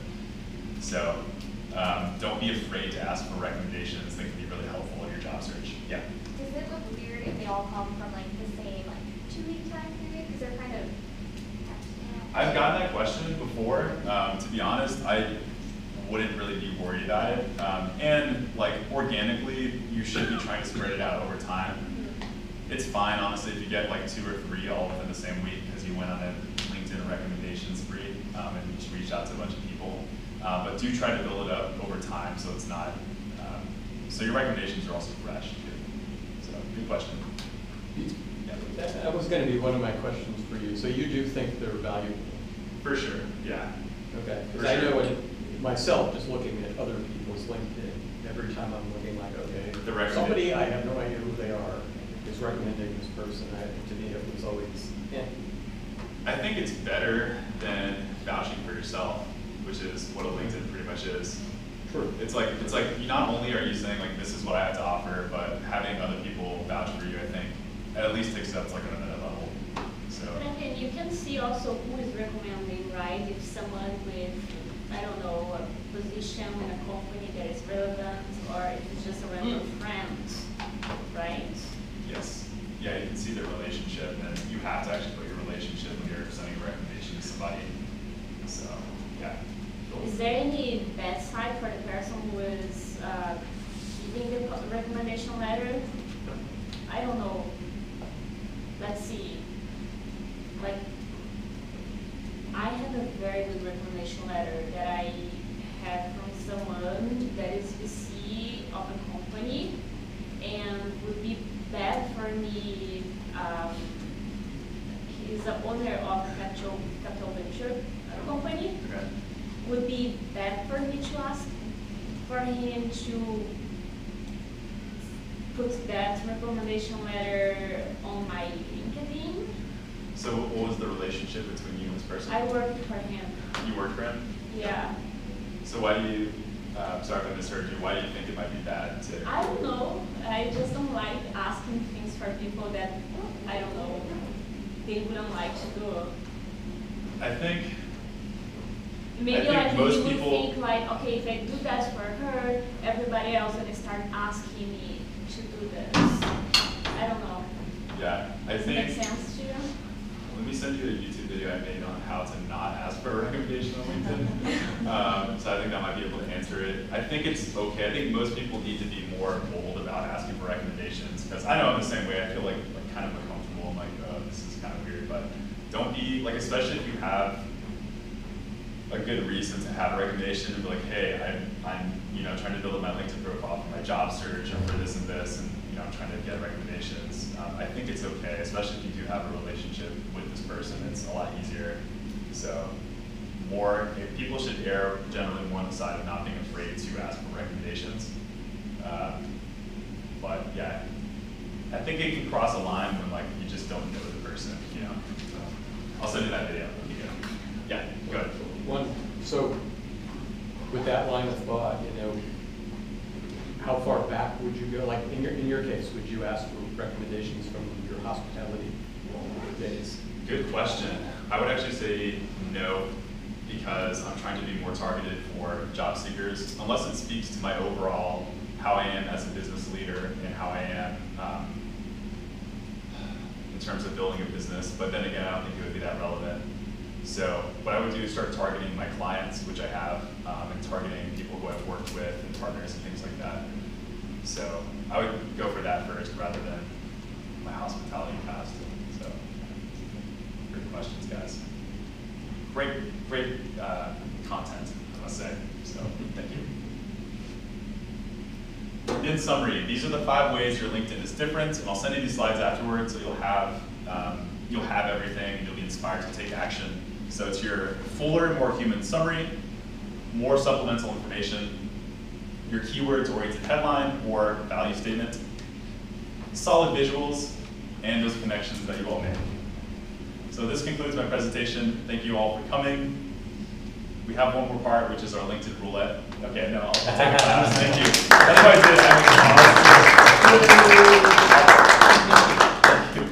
did. Thank you, YouTube.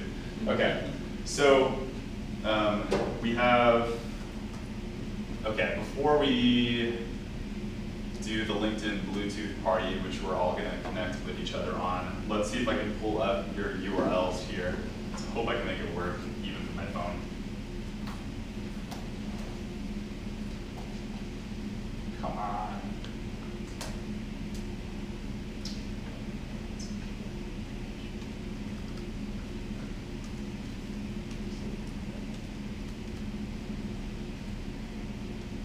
Let's try this.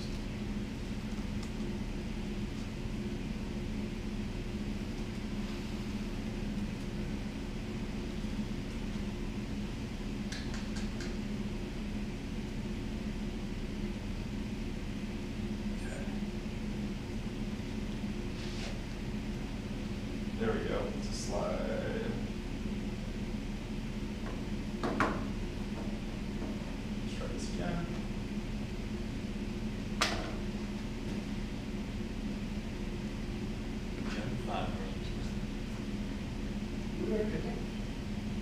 Oh. Live in the future. Live in the future. Somebody and I were together. So these are y'all's LinkedIn URLs. So we don't have much time here, I'm gonna be real with you. So you guys are gonna have to battle it out for who gets the LinkedIn. I apologize, but if you want, what I can do is I can offer you feedback on your LinkedIns afterwards, just for being great volunteers, if you guys don't get it. Who really, really wants to get broadcasted in front of everyone? Doesn't matter to you? I mean, I want it, but if they want to go, that's fine. You all are so nice. Everyone's overly nice. Whose birthday is in January? All right, New Year's. My birthday's in January. That was the greatest decision ever made. Okay.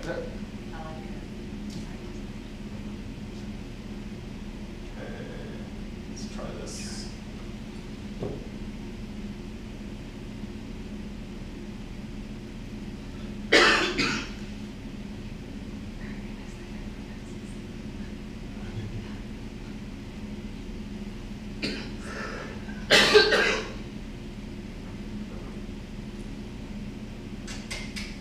It's coming up.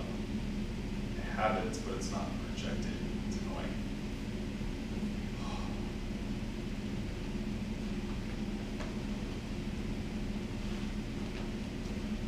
Okay. Oh, that's not me. What was that? That's not me. Is that what you wrote that link? Oh, did it pop up? No, that wasn't me. Oh. Let's see. Oh. Guys, this is the biggest letdown in the history of all my meetups. It's not working.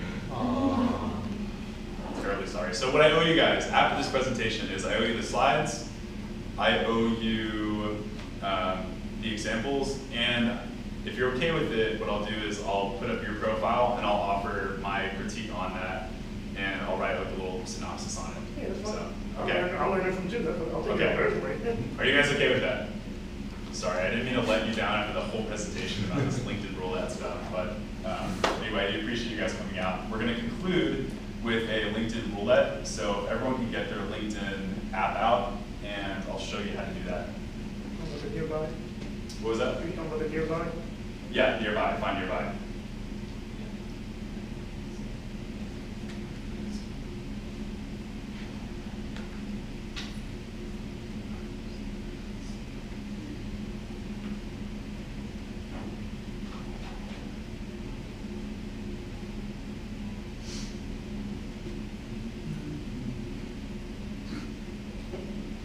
I had to text my brother because I locked myself out of the app.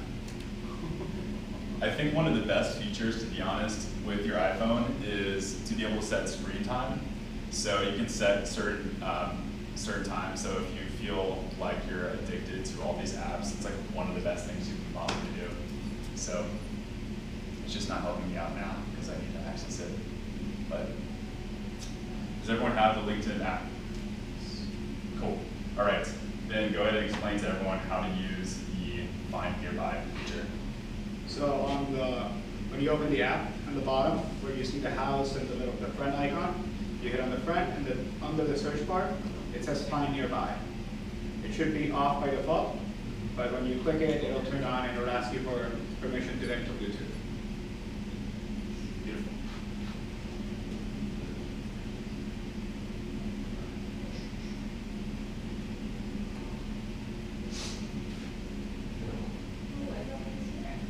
You guys have it popping up now? That's great. Sweet.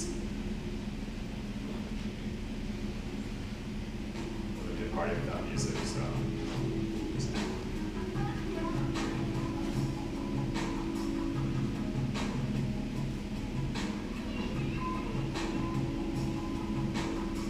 Normally I just no message mode, quick messages.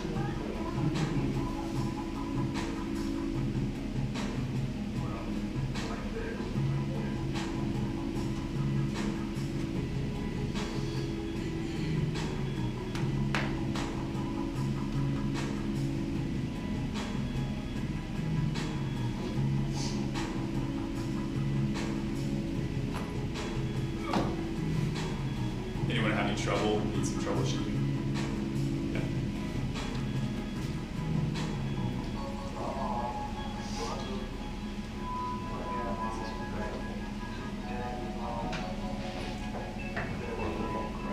Oh no.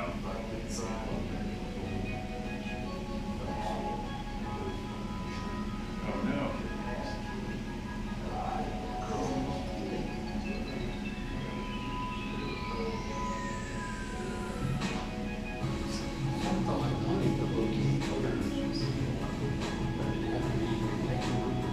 No, they should, you can hear it out. You have to have Bluetooth on. But if Bluetooth on.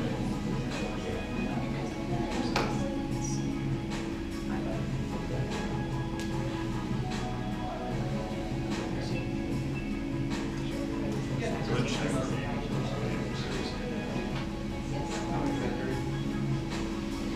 Is that? Can help him. Yeah. No, I have the Android. Okay. This is where my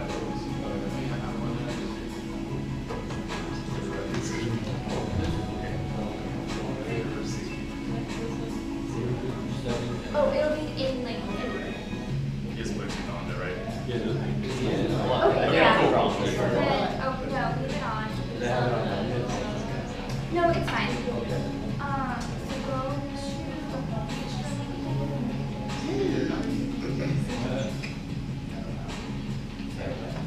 to like just full speed, not your profile.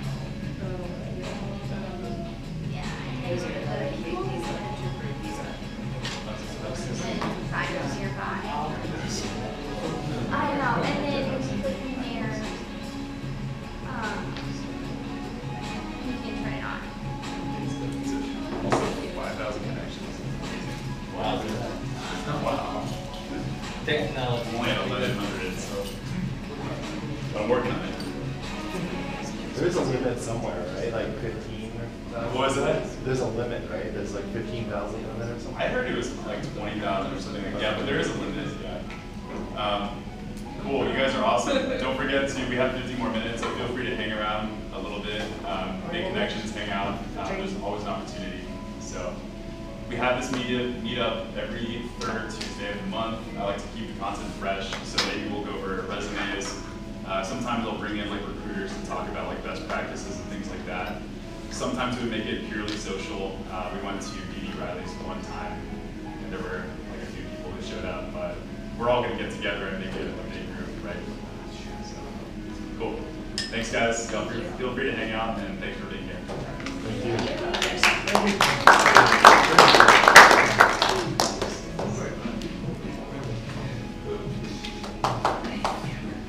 Connections is good. You mentioned about the career interest in there, let recruiters know. What was that? Yeah. Some people do it. I don't have mine on, I don't think. You always have one. Do you? You never know.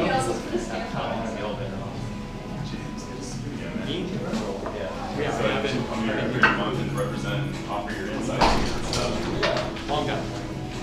Before almost any of these buildings were. Yeah.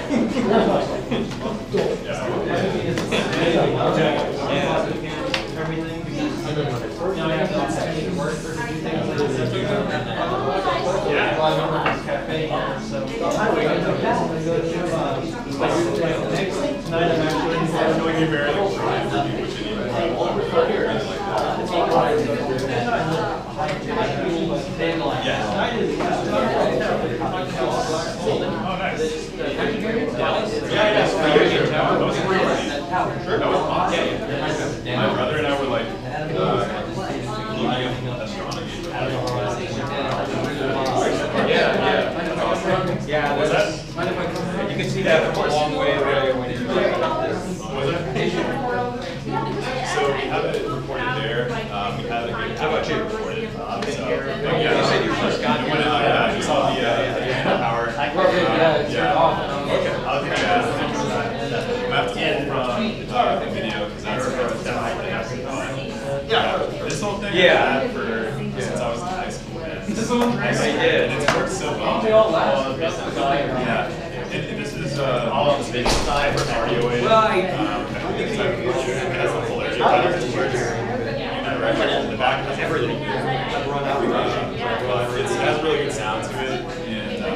general manager. I mean, I ran the singing for big That's my main source of I mean, they're pretty much Yeah. markets good. So when you Oh, studied yeah. sound, Yeah. sound, Oh, I graduated last year from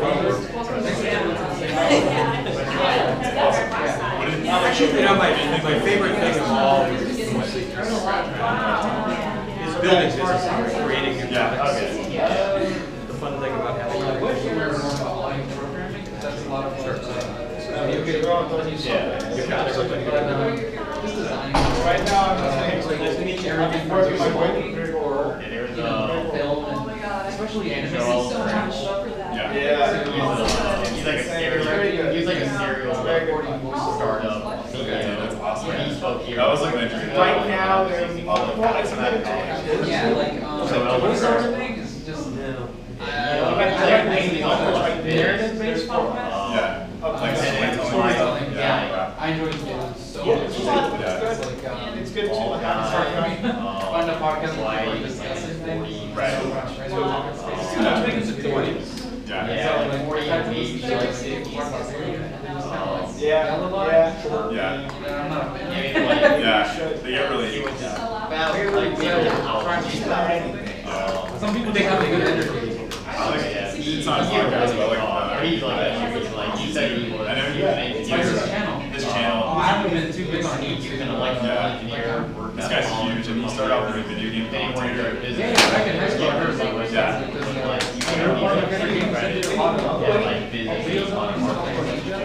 Amnesia. Yeah.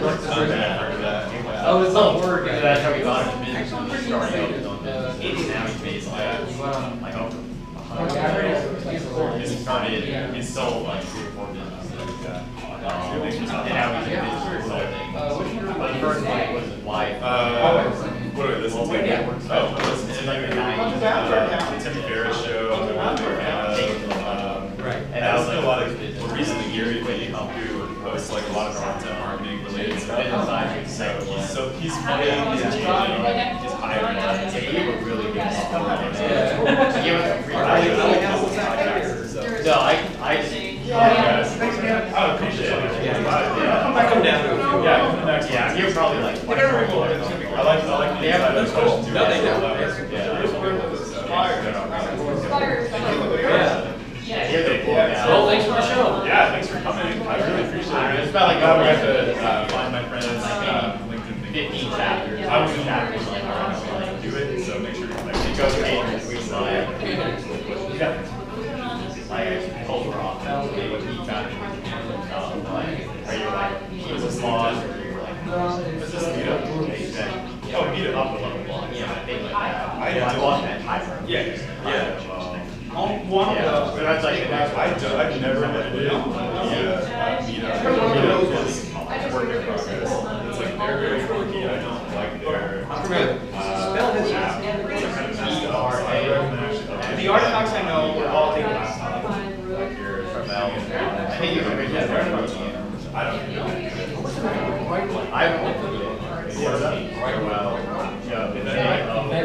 Eventbrite was also good. Yeah, I posted events like that right every once in a while.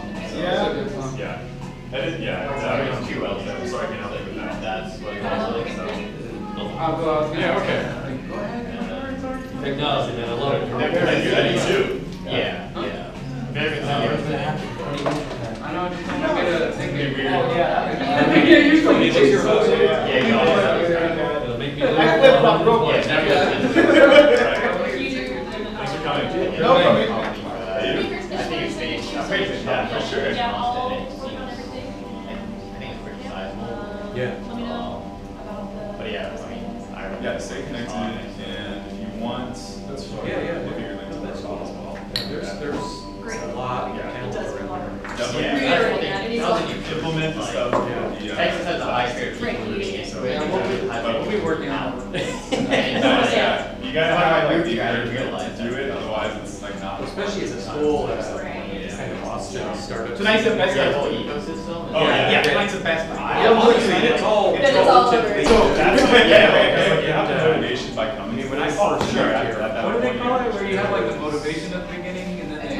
Well, no, there's a. It's the opposite. Yeah, I know what you mean. There's like a name to it. It's a word. Yeah, recency effect or recency. Has to do with recency. Yeah, I don't know. Major venture companies that are. Well, I know what I'm doing with Still not as big as New York.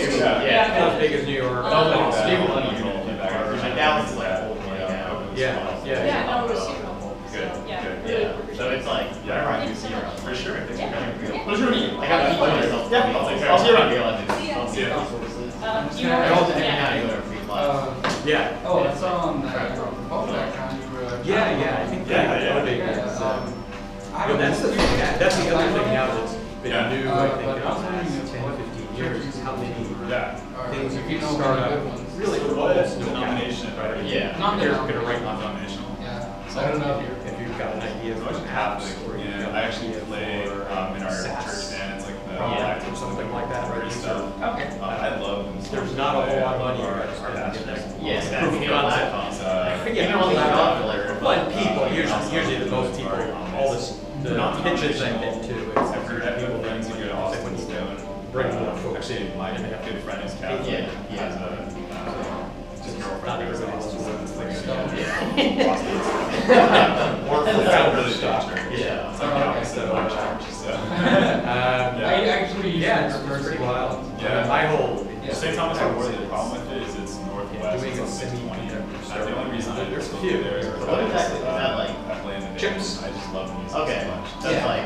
Well, my family, we that- No, I mean, it's the actual chips, right? It's, Okay. Yeah. it's making circuits. Yeah, dude. Okay. Like, Software would be, Yeah. wouldn't run on anything. You'll see my Yeah. skills. Okay. So, Right, that's, Yeah. do that instrument song.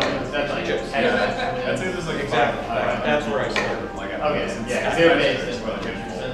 Yeah, so I was up in Dallas. Yeah, exactly. Mine's a normal span. My family has a store like Yeah. It's all across the the highway. Okay, yeah, Those are good exactly. too. Up there at 75. We have like Yeah, I worked there for a long time. yeah. Worked for And it was in all Spanish. My grandma used to take me all the time because that's what she preferred. Yeah. So, But yeah, I'm they, Hispanic, so. Oh, you're part. But I think the days, like starting, Oh, okay. Actually, I have some German, but impossible.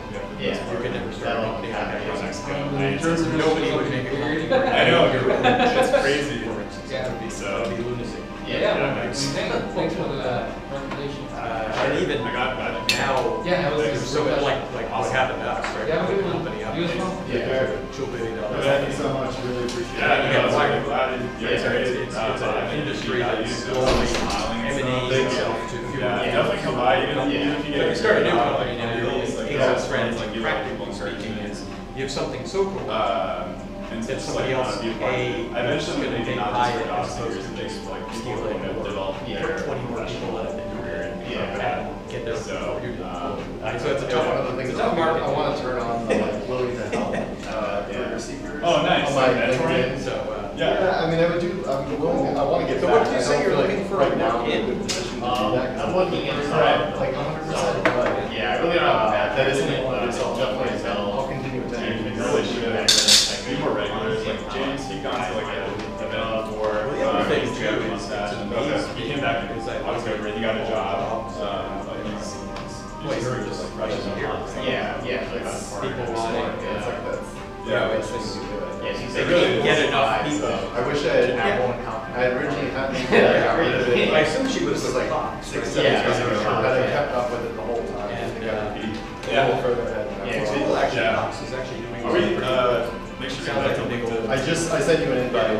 Not as exciting, but I was just I reading. was able to be a part of the party. It's really They sad. cover a friend who works there at the house. Yeah, I didn't see you around there, so I had to search Yeah, it. but it's Right. got like some entrepreneurial stuff. So anyhow, Thousands helped me to. it's a good area. Oh, the headline? The headline, Yeah. that's what drew me in. Yeah. Yes. All right. Thank you, man.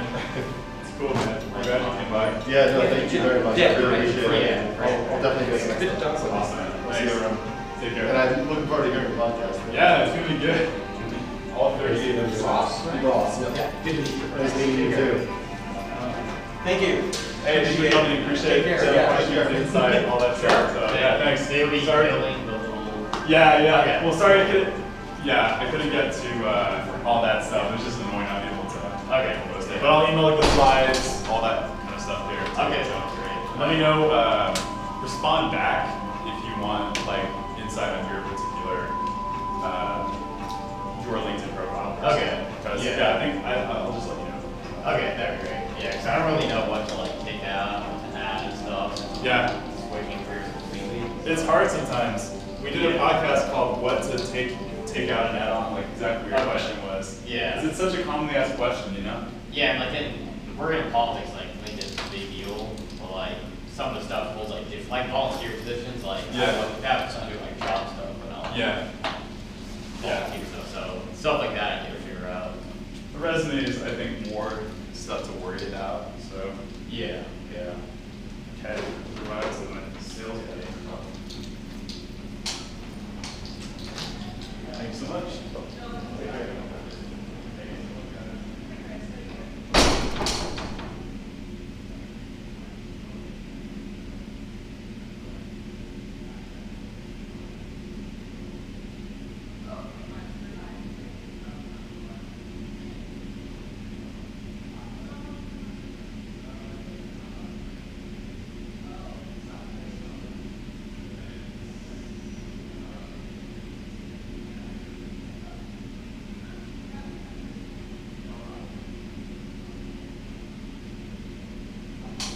Okay, wait, how do we even set this up?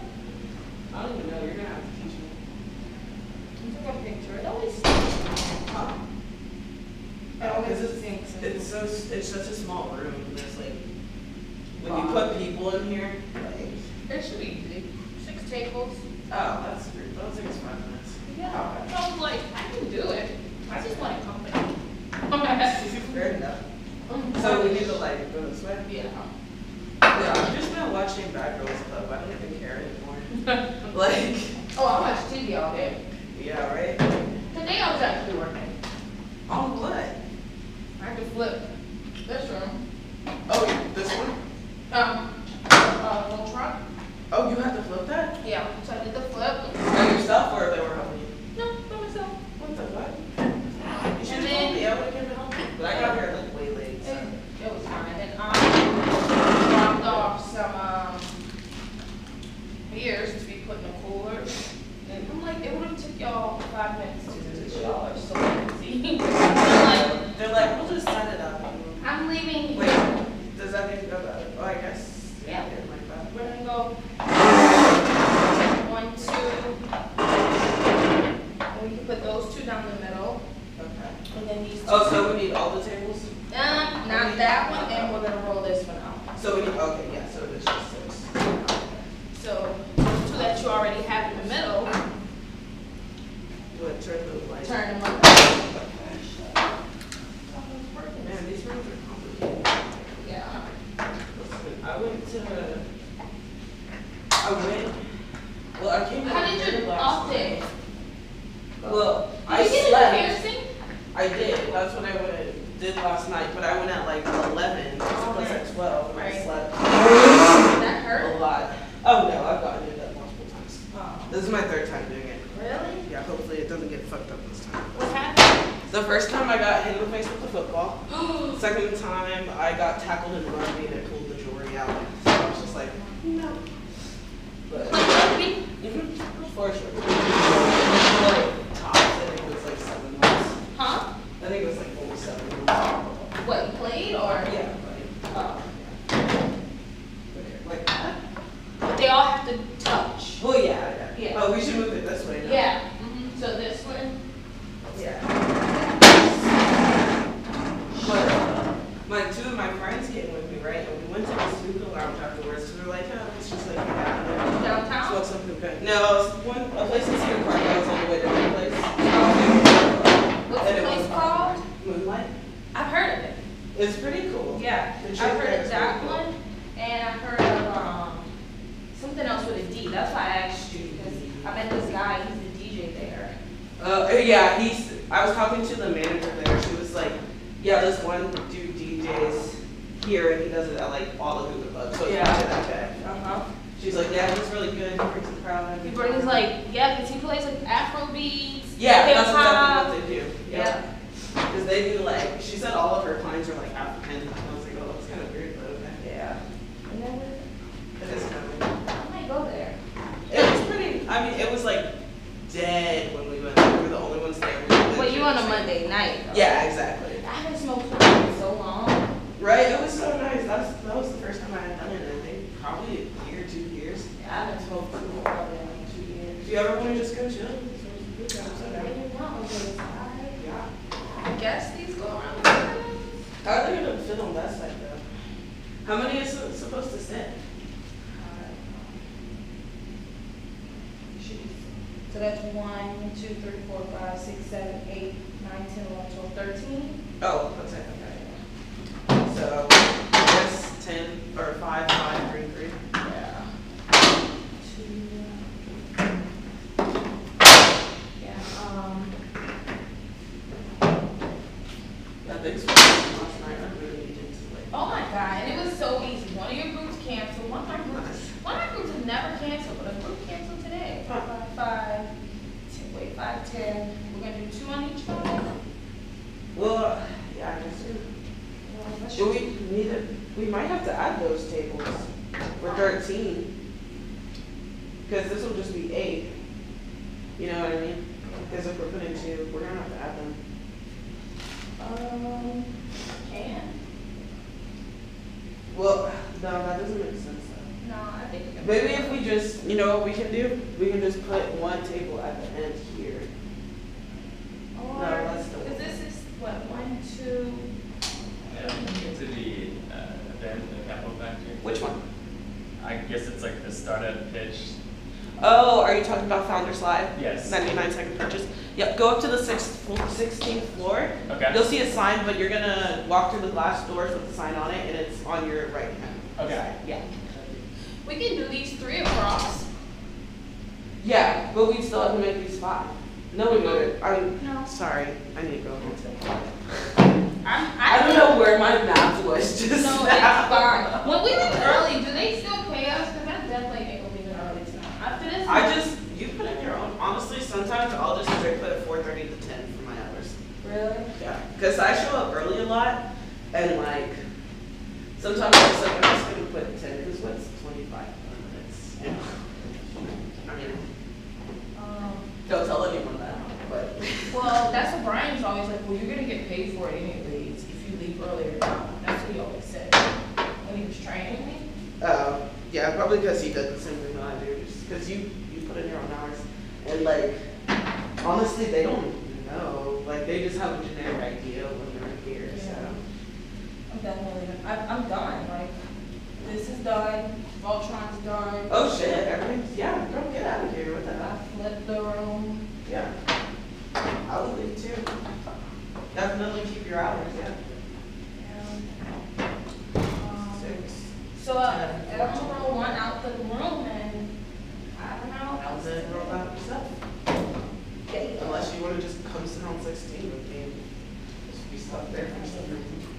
What time is it? I think it's only like 7. So early. What?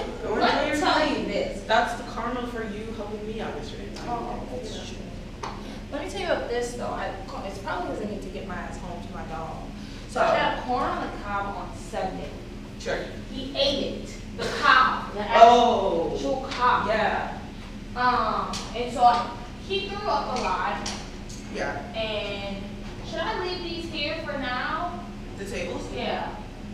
She said one outside, but I don't want to leave it. Oh, yeah, leave it inside because those are expensive. And Yeah. I don't want to go missing. So he ate the corn, the physical cob. And so he's like throwing up and he's like vomiting a little. Well, not a little, but like little puddles. Yeah. And the last time he did it was last night. Then I got on Google and they're pretty much like he may have a blockage, and I just like freaked myself out, and I think he might too. I would take him to the, like if he keeps throwing up. Well, that I called her a vet. Yeah. And she's like, well, let me make sure this is off. She was like,